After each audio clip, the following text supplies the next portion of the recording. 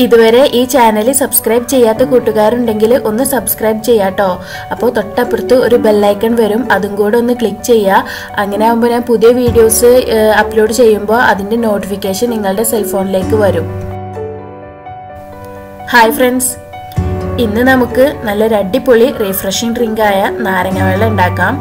അപ്പോൾ നമ്മൾ ഒരുപാട് രീതിയിൽ നാരങ്ങ വെള്ളം ഉണ്ടാക്കൂലേ, അപ്പോൾ അതിൽ ഒരു രീതിയാണ് ഞാൻ ഉണ്ടാക്കുന്നതിൽ ഒരു രീതിയാണ് ഇന്ന് കാണിക്കുന്നത്.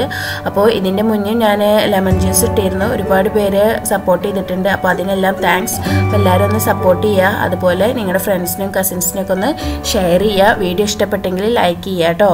അപ്പോൾ നമുക്ക് വീഡിയോയിലോട്ട് പോകാം. അപ്പോൾ നമുക്ക് ആദ്യം ഒരു മിക്സിയുടെ ജാർ എടുത്ത് അതിലോട്ട് ഒരു നാരങ്ങയുടെ നീര് ചേർത്ത് കൊടുക്കാം. ഒരു നാരങ്ങയുടെ ഫുള്ള് നീര് എടുത്തിട്ടുണ്ട്. പിന്നെ ഇതിലോട്ട് കുറച്ച് ഐസ് ക്യൂബ്സ് ചേർത്ത് കൊടുക്കാം. പിന്നെ ആവശ്യത്തിന് മധുരം, ഞാനിവിടെ ഒരു 3 ടേബിൾ സ്പൂൺ പഞ്ചസാര ചേർത്ത് കൊടുക്കുന്നുണ്ട്. പിന്നെ ഞാനിവിടെ ചേർത്ത് കൊടുക്കുന്നത് ബ്ലൂബെറി ക്രഷാണ്. ഒരു 2 ടേബിൾ സ്പൂൺ ചേർത്ത് കൊടുത്തിട്ടുണ്ട്. പിന്നെ ഇതിലോട്ട് 1.5 കപ്പ് വെള്ളം. ഇനി ഇത് നന്നായിട്ട് മിക്സ് ചെയ്തെടുക്കാം.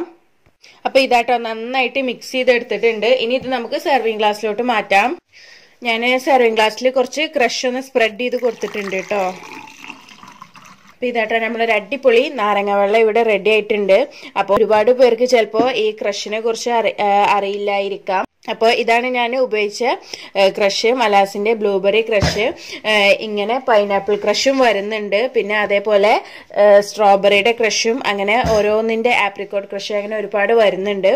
അപ്പോൾ ഇങ്ങനെ നമുക്ക് ഡ്രിങ്ക് ഒക്കെ ഉണ്ടാക്കുമ്പോൾ ഈ ക്രഷ് കൊണ്ട് നമുക്ക് മിൽക്ക് ഷേക്ക് ഉണ്ടാക്കാം. അതേപോലെ ഇങ്ങനെ നാരങ്ങ വെള്ളം ഉണ്ടാക്കുമ്പോൾ അതിലോട്ട് ഫ്ലേവർ ആയിട്ടൊക്കെ ചേർത്ത് കൊടുക്കാം.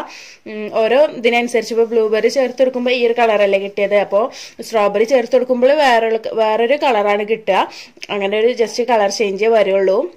ഇങ്ങനെ ക്രഷൊക്കെ വാങ്ങിയവരുണ്ടെങ്കിൽ അതുകൊണ്ട് ഇങ്ങനെയൊക്കെ ഒന്ന് ട്രൈ ചെയ്ത് നോക്കുക. ഞാനിവിടെ കേക്ക് ഐറ്റംസ് ഉണ്ടാക്കുമ്പോൾ അതിൽ ക്രഷ് നമ്മൾ യൂസ് ചെയ്യുമല്ലോ, അതിന് വേണ്ടിയിട്ടാട്ടോ ഇതിങ്ങനെ വാങ്ങി വെച്ചിട്ടുള്ളത്. ട്രൈ ചെയ്യാത്തവരൊക്കെ ഒന്ന് കിട്ടുകയാണെങ്കിൽ ക്രഷ് വീട്ടിലുണ്ടെങ്കിൽ ഒന്ന് ട്രൈ ചെയ്ത് നോക്കുക, എന്നിട്ട് ഫീഡ്ബാക്ക് അറിയിക്കുക. അപ്പോൾ ശരി, താങ്ക്